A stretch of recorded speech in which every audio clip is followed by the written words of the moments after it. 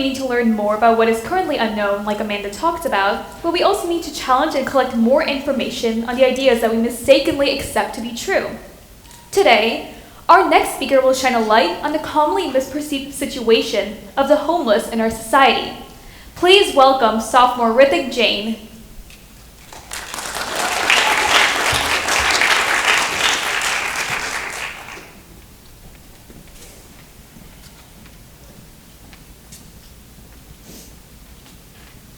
When I was really young, probably in the first or second grade, my brother, my mom, and I were exiting a Trader Joe's when we noticed a homeless man begging for money in the parking lot.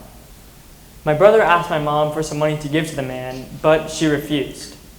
As we walked by him, I saw the utter despair and hopelessness in his eyes, but I was too young to think anything of it.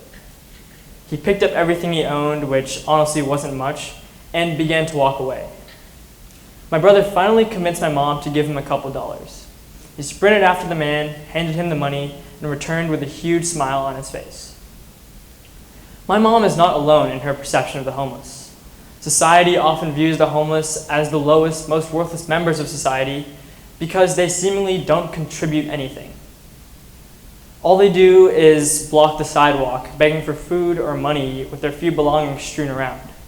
They don't work for anything. So why should we, hardworking citizens who earned our money, just give it away?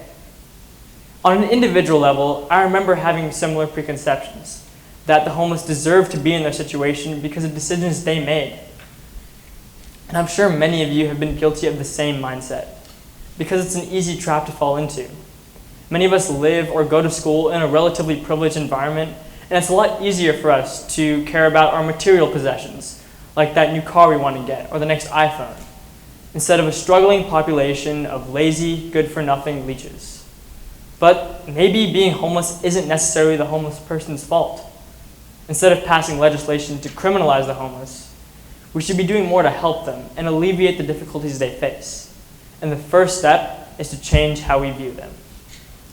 A 2015 study has shown that homelessness largely results from a lack of available housing, inordinately low wages, mental health illnesses, and more commonly in the case of women and children, domestic abuse, all of which are uncontrollable factors. Concerns such as substance abuse and laziness are rarely the root cause of homelessness. John Harrison shared his story with the National Law Center on Homelessness and Poverty. He lost his job, his house burned down, and the evolving job market made it nearly impossible for him to find a new job. Thrown onto the streets of Washington, D.C., he struggled to survive, and a local police officer just made matters worse. Harrison and the other homeless people in the area often hid their belongings in bushes to avoid lugging them around all the time. This officer took time out of his day to search through the bushes to find and throw away the hidden belongings. He took everything away from people who already had nothing. Harrison's story is not uncommon, but eventually he was lucky enough to turn his life around, but most aren't. They have little control over the situation and can be arrested for loitering, sleeping in cars, lying down, sitting, and begging, just to name a few. Some of these are things every single human must do, but once it's done outside in a public place, it's suddenly illegal. So then why are we criminalizing it? Recently, and quite close to home, the city of San Jose has enacted similar legislation. Not only being homeless, but any assistance of the homeless, such as sharing food, has been outlawed. They can't even stand or sit in public places anymore. For 2 decades, Pastor Scott Wagers organized feedings for the homeless in St. James Park. But the city of San Jose decided to shut them down. Supposedly, the purpose was to push the homeless toward established organizations, such as the Salvation Army. But they aren't always easily accessible. The cause seems noble, but the measures are woefully inadequate and do more harm than good. However, according to Assistant Parks and Recreation Director Matt Cano, the true purpose was to reactivate the park with things like yoga, movies at night, and running clubs. We all need great open spaces, he says. Cano's mindset epitomizes that of those who live comfortable, if not privileged lives. We may want great open spaces, but it's all the homeless have, and the city of San Jose has taken it from them. What is most worrying about arrest of the homeless is that they're based on the fact that they are homeless, not their actions. Benjamin Franklin Pierce was a homeless man living in Long Beach, New York. At a temperature of negative 24 degrees Fahrenheit, he couldn't sleep outside, so he slept in an abandoned apartment building. I don't know if you've ever slept in an abandoned building before, but it isn't exactly a 5-star hotel. On top of that, he was arrested the next morning for trespassing. While arrests for drunkenness and disorderly conduct have dropped in recent years, arrests of the homeless have almost doubled. It's no surprise we view the homeless as criminals. Finding and arresting the homeless perpetuates their struggle while reinforcing negative stereotypes in our minds. These unjust law enforcement practices bring up a new concern. Is the criminalization of the homeless even constitutional? The 8th Amendment protects against cruel and unusual punishment, and the current treatment of the homeless is by any measure cruel and unusual. The Supreme Court case Powell v. Texas set the precedent that punishment based on status is okay, as long as it's under the pretext of being based on actions.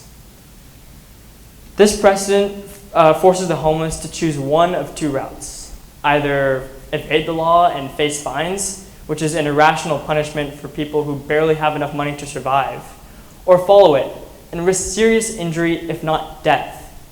But death isn't really much of an option. On top of the questionable legality of anti-homeless legislation, it is expensive and places an unnecessary burden on cities.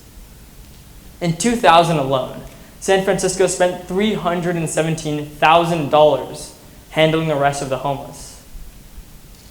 With the homeless population growing in recent years, the sustainability of such laws is uncertain, and as tax-paying citizens, we pay the price, quite literally. Ironically, we're concerned with the homeless leeching off society, while the very measures intended to prevent this cost us far more. Now, I know that saying help the homeless isn't something you never heard before, and it's not my point. Don't get me wrong, it is especially vital in the wake of growing injustices towards the homeless.